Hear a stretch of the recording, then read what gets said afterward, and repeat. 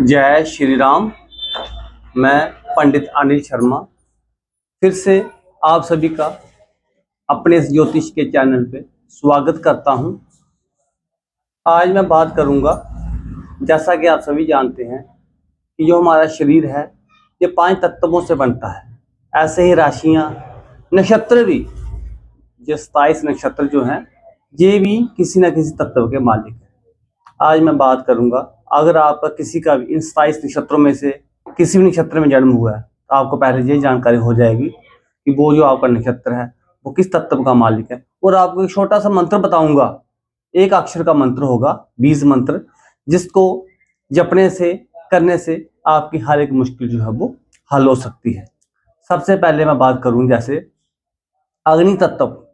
अग्नि तत्व का जो नक्षत्र है उनमें कौन कौन से नक्षत्र आते हैं पहले बता दूं मैं आपको। कृत्तिका नक्षत्र, उत्तरा फाल्गुनी, उत्तराषाढ़ा, मगा, पूर्वा फाल्गुनी। ये जो नक्षत्र हैं ये ऊर्जा, साहस और नेतृत्व करने की क्षमता वाले ये नक्षत्र हैं। अगर आपको साहस में, ऊर्जा में, जहाँ की लीडरशिप क्वालिटी में कमी आ रही हो तो आपको मैं एक छोटा सा अक्षर बताऊंगा, जो कि आप इसका मंत्र है, बीज मंत्र रम। र के ऊपर बिंदी है, मग रम अक्षर का मंत्र का बीज मंत्र का जाप करें। आपकी ऊर्जा बढ़ेगी, साहस बढ़ेगा, काम करने की शक्ति बढ़ेगी। और आप जहाँ पे भी आप टीम वर्क में काम करते हैं, अगर टीम के आप लीडर हैं तो आपकी जो टीम है वो आपकी बात को मानेगी।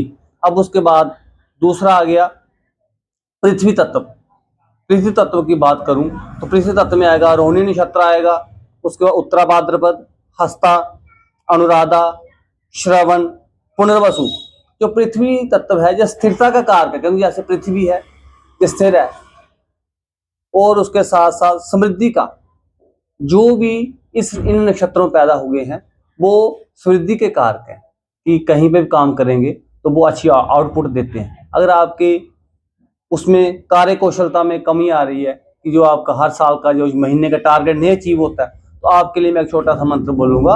आपने इस मंत्र का जाप करना है, लम, ल के ऊपर बिंदी, लम मंत्र का जो बीज मंत्र है आप इसका जाप करेंगे, आपके लिए बहुत ही फायदेमंद रहेगा। अब बात करूंगा मैं वायु तत्व की। जो वायु तत्व के अंतर्गत जो नक्षत्र आते हैं, अश्विनी, आर्द्रा, स्वाति, मृगशिरा, चित्रा और शतभिषा। ये नक्षत्र किसमें आते हैं? वायु तत्व में आते हैं। तो वायु तत्व वालों की क्या उनमें खासियत होती है? वो संवादशील, बात बहुत अच्छे तरीके से करते हैं। अगर कोई परिस्थिति बिगड़ गई हो, ये अपने बातों से उसको अपने फेवर में करने का दमखम रखते हैं। तो अगर आपको भी इन्हीं नक्षत्र में अगर आपका जन्म हुआ है तो आपके लिए वो मंत्र है, जो बीज मंत्र छोटा सा मैं आपको बता देता हूं। यम, यज्ञ वाला य, ऊपर बिंदी म। तो अगर आपके भी बातचीत के करने के काम में, जैसे को मार्केट का काम करता है या इंश्योरेंस का, क्लाइंट्स को इम्प्रेस करना होता है, तो आपके लिए भी ये मंत्र जो है फायदेमंद रहेगा। उसके बाद बात करूँ जल तत्व की। जो जल तत्व में आएंगे उसमें नक्षत्र आएगा रेवती, पुष्य, अश्लेखा, ज्येष्ठा, मूला और पूर्वा भाद्रपद। ये जो नक्षत्र हैं ये बहुत ही गहरे, भावनात्मक, इमोशनल, संवेदनशील है। तो इनको समझ बहुत होती है रिश्तों की, और इनको साथ साथ में जो आपकी भावनाएं हैं उनको, दूसरे की भावना को जल्दी समझते हैं। तो अगर आपको भी ऐसी कोई कमी आ रही है कि जैसे कोई ज्यादा भावनात्मक हो जाते हैं, इमोशन में ज्यादा बह जाते हैं, तो आपके लिए मैं छोटा सा मंत्र बताऊंगा जिससे आपका संतुलन बना रहेगा। संतुलन किस बात का? भावनाओं को समझोगे, रिश्तों में सामंजस्य बिठाकर चलोगे। तो इसके लिए आपको एक छोटा सा मंत्र बताता हूं। बम, ब के ऊपर बिंदी आएगी, म। आपने इस मंत्र का जप करना है। और अंतिम जो तत्व है वो हमारा आकाश तत्व, सबसे शक्तिशाली तत्व है और सभी ने इसी में विलीन होना है। ये चेतना का कारक है, मोक्ष का कारक है।